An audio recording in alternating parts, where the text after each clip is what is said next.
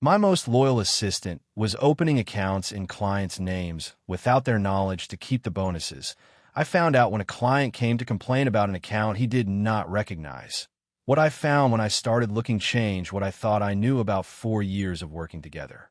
There are frauds that operate in the space between the trust you place in someone and the verification you stop doing because that trust seems sufficient. My assistant Lorena was the most efficient person in my branch. The one who arrived first. The one who stayed late when staying late was necessary. The one who knew where everything was and who every client was and what the correct protocol was for each situation. The one I would have described without hesitation as the person on whom the daily operation of the branch rested. And that same efficiency, that same precision, that same deep knowledge of how the systems and procedures worked was exactly what she had used to build the scheme that had been running for 18 months. In the exact space where my trust in her had substituted the verification that corresponded. My name is Gabriella. I am 43 years old. I'm a branch manager in a mid-sized bank, and I have spent 12 years at the institution of which, for I have been manager of this specific branch where my team includes 19 people. Lorena was 32 years old. She had spent 4 years at the branch. She was my direct assistant and the person who managed the relationship with the portfolio of longest-standing clients. The client who came in that Wednesday to complain was named Don Aurelio. He was 68 years old. He had been a client of the institution for 22 years, 3 of them at our branch. He was the kind of client banks call preferred.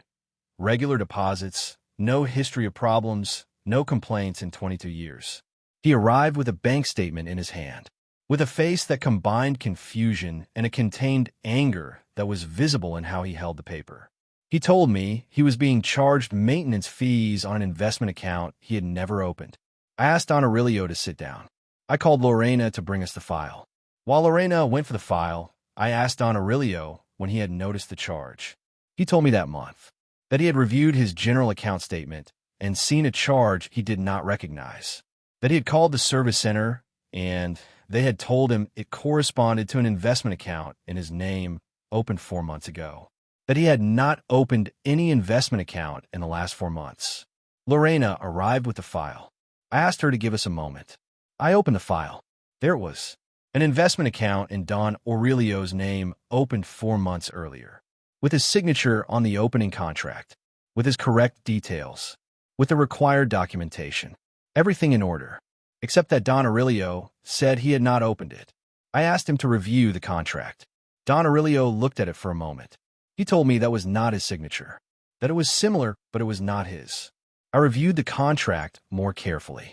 The signature was sufficiently similar to pass a quick review, but there was something in the way certain letters were formed that was different from other signatures of Don Aurelio's I had in his main account file. I thanked Don Aurelio for his patience. I told him what he was describing was serious and that I was going to investigate it urgently, that his main accounts had no problems, that I would call him within 24 hours with an answer, that the charged fee would be reversed immediately while the investigation was underway. Don Aurelio left somewhat calmer, but without the complete calm of someone who received an answer. As soon as Don Aurelio left, I went to the account opening system. I searched for Don Aurelio's account. The executive registered as responsible for the opening was Lorena. I searched all accounts opened in the last 12 months where Lorena was the responsible executive. The system showed me 47 accounts. Of those 47, I remembered having reviewed and approved approximately 20. The other 27 were not familiar to me. I searched the opening bonus associated with each new account. The bank paid a bonus for opening investment accounts as part of an incentive program. The bonus was credited to the registered executive. I searched where the bonus had gone for the 27 accounts I did not recognize. It had gone to Lorena's account at the institution. I sat in front of the screen for a moment that was not long, but was dense. 27 accounts, real clients whose data had been used, bonuses that had gone to Lorena's account, a scheme that had operated in my branch for long enough for there to be 27 instances. And I had been the last to know. I did not call Lorena immediately. What I did was what corresponded before any move. I called regional management to report what I had found. I informed the regional manager of what I had discovered with the exact data. He told me the bank's compliance and security area would take control of the situation, that Lorena would be preventively suspended while the formal investigation was conducted, that I should keep the information confidential until the corresponding area told me otherwise, that I had done the right thing by reporting immediately. The compliance area investigation lasted 3 weeks. What it determined was consistent with what I had found and more extensive. 27 accounts opened without clients' knowledge. 18 months of scheme operation. A total amount of bonuses captured irregularly of approximately 94,000 pesos. Lorena had used data from real clients. She had legitimate access to consult as part of her work. She had falsified signatures with enough precision to pass ordinary reviews. She had structured the openings at a pace that did not generate alerts in the monitoring system. She had chosen clients with activity profiles that made it less likely they would review their account statements on a regular basis. Don Aurelio had been the one who broke the pattern because he reviewed his accounts with a frequency Lorena had not correctly calculated. The 27 affected clients were contacted. Their irregular accounts were canceled. The charge fees were reversed. The bank offered additional compensation for the incorrect handling of their data. Lorena was let go. The bank initiated legal action. What cost me most of the entire process was not the investigation. It was the period between when I discovered what had happened and when the compliance area confirmed the findings. 3 weeks where I knew what I knew about someone I had worked with for 4 years. Where I had to act normally at the branch without Lorena knowing the process was underway. Where I reviewed 4 years of joint work backward, asking myself when it had started and what signs I had ignored because trust seemed sufficient. The answer to that last question was uncomfortable. There had been minor signs that in retrospect had a different explanation from the one I had given them. Moments where Lorena had managed account openings without bringing them to my review, and I had attributed that to her efficiency and had not stopped to ask. The scheme had operated precisely in that space. The space that trust creates when it substitutes verification. What I changed at the branch after the investigation was concrete and was implemented with the support of the compliance area as part of the updated protocol. Mandatory review by management of all account openings regardless of who the responsible executive is.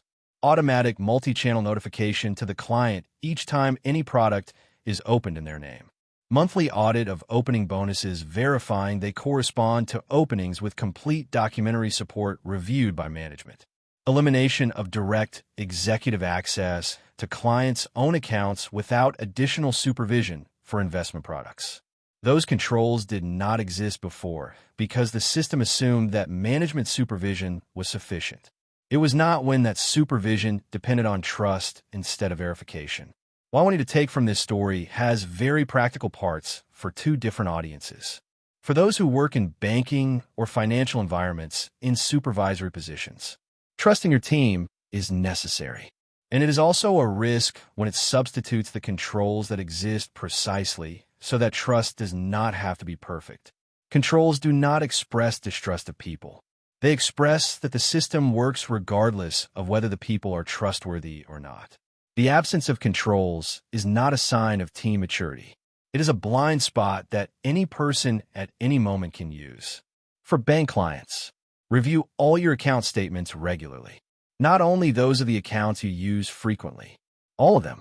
If you see a product or charge you do not recognize, go directly to the branch and ask for an explanation before assuming it is an ordinary error. Most of the time it will be, but the time it is not is worth all the time you invest in reviewing. And keep in mind that serious institutions have reporting and reversal mechanisms for irregular charges. Using them is not a problem. It is exactly what they exist for. If this story impacted you, comment. Do you review all your bank statements regularly or only those of the accounts you use most frequently? Like if you believe banks should automatically and immediately notify their clients every time any product is opened in their name. Subscribe for more real stories. Share with someone who has bank accounts and who might benefit from developing the habit of reviewing their statements completely. Practical tip: configure alerts on your mobile banking to notify you of any movement on all your accounts, including charges for investment product fees. If your bank offers the option to receive notification when any new product is opened in your name, activate it. If it does not offer it, request it. That notification is your first line of detection for any irregularity in your banking information.